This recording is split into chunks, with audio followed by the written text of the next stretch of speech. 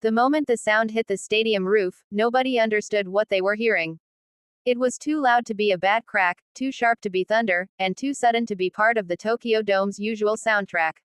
For a split second, the entire crowd froze, eyes widening, breaths held, waiting for the world to explain itself. Even before the cameras could catch up, you could feel the energy shift, like the air itself suddenly became charged, vibrating with a force that only one man in baseball could create. Shohei Ohtani stood at home plate, his follow-through frozen in a painter's perfect masterpiece, as every head snapped upward in disbelief. The ball didn't just fly. It screamed. It tore through the air like it was trying to escape Earth itself. It didn't curve or drift or lose life. It rose. Higher and higher, impossibly high, until the Tokyo Dome ceiling, that famous white arch that has swallowed thousands of towering fly balls, was suddenly not high enough. The crowd gasped, then roared, then went silent again, unsure whether to celebrate or panic. People pointed upward, hands trembling, as the ball vanished into the roof panels and sent a soft puff of dust spiraling downward like a signal flare. No one could believe it. Not the players. Not the commentators. Not even Ohtani himself, who stood there with a stunned half-smile, as if he'd just discovered he possessed a superpower he hadn't known about until that moment.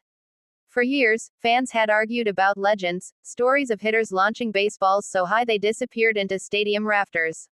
Those stories sounded like myths, like tall tales told by old coaches over late-night beers. But this wasn't a story. This wasn't a myth. This was happening in real time, under the lights, in front of 50,000 stunned witnesses. The umpire stepped out from behind the plate, shielding his eyes, staring up at the roof like he expected the ball to burst through the other side and land in orbit. Players on both teams leaned out of their dugouts, mouths open, half laughing, half shocked, like kids watching a superhero lift a car. And then came the sound, soft but unmistakable. A faint echo from the ceiling panels, like someone knocking on a distant door. That was the ball. A baseball hitting a roof that was never meant to be hit by anything that small, that fast, or that powerful. The stadium replay screens went black, then flickered to life, trying desperately to rewind footage that no camera had been prepared for. Angles missed it. Operators missed it. Everyone was too stunned to react. But one frame, one blurry, pixelated frame, showed the ball on a perfect, impossible trajectory. And in that moment, the Tokyo Dome exploded in noise. They screamed his name. They screamed in disbelief. They screamed because they had witnessed a moment that instantly leapt from reality into legend. Ohtani walked toward first base, laughing under his breath, teammates slamming his back as if they couldn't control their own excitement. Even the opposing first baseman shook his head, jaw dropped, offering a fist bump because, how do you not respect that? The stadium announcer didn't even know what to say. His voice cracked. His words stumbled. He finally managed to shout Ohtani's name, but even that was drowned out by the storm of cheers shaking the building. Security guards looked up nervously, as if expecting a roof tile to fall. Fans stood on their seats, phones trembling in their hands as they tried to catch the impossible. Children looked at their parents as though asking if this was real. Parents didn't know what to tell them. And at home, on screens across Japan, across America, across the world, millions leaned forward, replaying that one frantic, lonely frame again and again, trying to convince themselves they truly saw a baseball vanish into the ceiling of the Tokyo Dome. Ohtani's teammates couldn't stop laughing in the dugout. Not because it was funny, but because they didn't know how else to process what they had just witnessed. Some leaned back in their seats, hands on their heads. Others simply repeated the same words over and over. No way, no way, no way. The pitcher who threw the ball stood frozen on the mound, a half glove over his face, like he was trying to hide from the camera crew that was already zooming in. He wasn't embarrassed, just overwhelmed. Because this wasn't a mistake. This wasn't bad pitching. This was greatness, raw, unfiltered greatness. The replay cut to Ohtani's wife in the stands, eyes wide, hands over her mouth, a mixture of disbelief and pride washing over her expression. Even she, who had seen him do the unthinkable countless times, seemed shaken by this one. Fans began chanting, first softly, then louder, then like an earthquake rolling through the dome. Shohei, Shohei, Shohei. The sound echoed off the same roof he had just challenged, maybe even dented. The umpire met with the coaches, all of them trying to determine the correct ruling.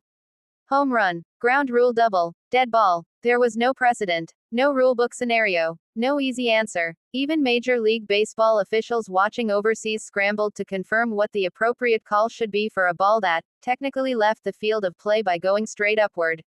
But nobody cared about the ruling. Not really. They cared about the moment, because moments like this, moments that defy physics, logic, and expectation, are why we fall in love with sports.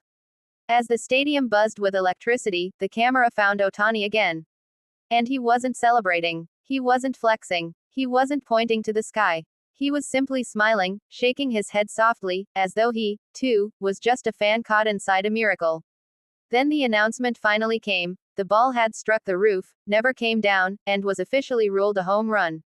The dome erupted all over again. Fireworks blasted on the scoreboard.